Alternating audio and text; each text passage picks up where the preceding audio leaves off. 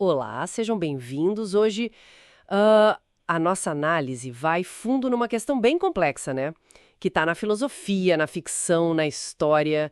Será que é viável mesmo uma sociedade funcional sem religião, totalmente ateísta? A gente tem aqui uns artigos bem legais que usam, por exemplo, a série Raised by Wolves, sabe? E até a Ágora grega para investigar isso. A ideia é explorar, assim, as camadas, os potenciais e também os perigos, né, de um mundo sem fé organizada. Ok, vamos lá. Para começar, Raised by Wolves. A série joga a gente num futuro onde, bom, a Terra foi para o espaço por causa de guerras religiosas. Aí dois androides têm essa missão: criar crianças humanas num planeta novo. Tudo na base da razão, proibindo fé. Isso. Só que, claro, chegam os sobreviventes humanos e trazem junto as velhas crenças e, bom, os conflitos de sempre. Mas não é tão simples assim, né? A série já complica logo de cara. Exato. E o que é fascinante, eu acho, é como ela mostra essa tensão, essa briga entre razão e fé. A religião não é só, a causa histórica do conflito. Uhum. Ela aparece também como ferramenta de manipulação, né? Tem aquele exemplo do líder religioso que mente sobre a morte das crianças para jogar a culpa nos ateus para justificar a violência. Bem pesado. Nossa, sim. E, ao mesmo tempo, você vê a tendência humana quase que, instintiva, de criar rituais, buscar um sentido quando não entende algo. As próprias crianças começam a rezar para um objeto estranho lá. É verdade. Então a série meio que sugere que esses sistemas de crença, religiosos ou não, eles parecem muito ligados à nossa identidade, à forma como a gente lida com o poder, com o universo. Faz sentido. Aí fica a pergunta: um mundo só de lógica, como o que os androides querem, ele não correria o risco de criar, novos dogmas? Uma nova intolerância? Total. E essa ideia de suprimir a crença, mesmo que a intenção seja boa, né, para evitar a guerra que destruiu a Terra na série, isso conecta com um ponto que o Sam Harris levanta num dos artigos, né? Sim, sim. O Harris, lá no Fim da Fé, ele argumenta que a tal moderação religiosa, ela não resolve o problema na raiz, sabe? Porque ela não questiona os dogmas centrais que podem levar ao extremismo. Entendi. Para o fundamentalista, o moderado é tipo um fundamentalista fracassado, alguém que não leva a fé a sério. Aí, se a gente aplica isso na sociedade ateísta que a Mother tenta criar lá em Raised by Wolves, quando ela proíbe a reza, Sim. essa proibição, mesmo para proteger as crianças, não vira ela mesma um tipo de dogmatismo? Um dogmatismo ateu. Onde que fica o limite aí, né?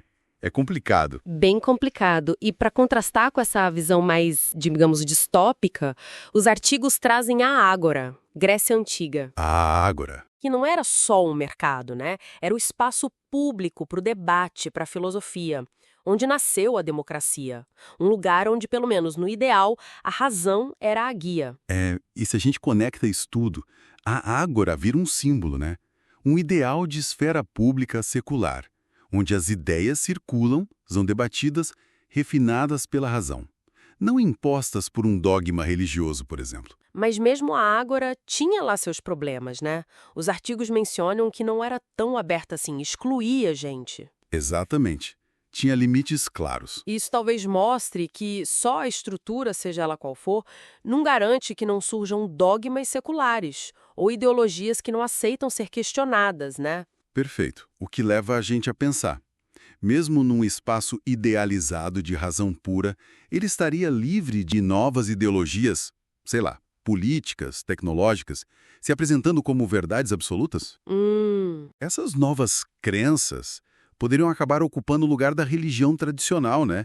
E talvez trazendo riscos parecidos de dogmatismo, de intolerância. Então, juntando tudo isso, o que as fontes sugerem sobre como seria essa sociedade sem uma religião forte, estabelecida, parece que uma sociedade só racional pode ser eficiente, mas talvez um pouco fria, sem aquela cola social, aquele sentido que a fé muitas vezes dá. Correto. A necessidade humana de propósito, de comunidade, de significado, isso provavelmente não some só porque a religião institucionalizada perde força. Não mesmo. A grande questão que emerge desses textos é: o que preencheria esse espaço?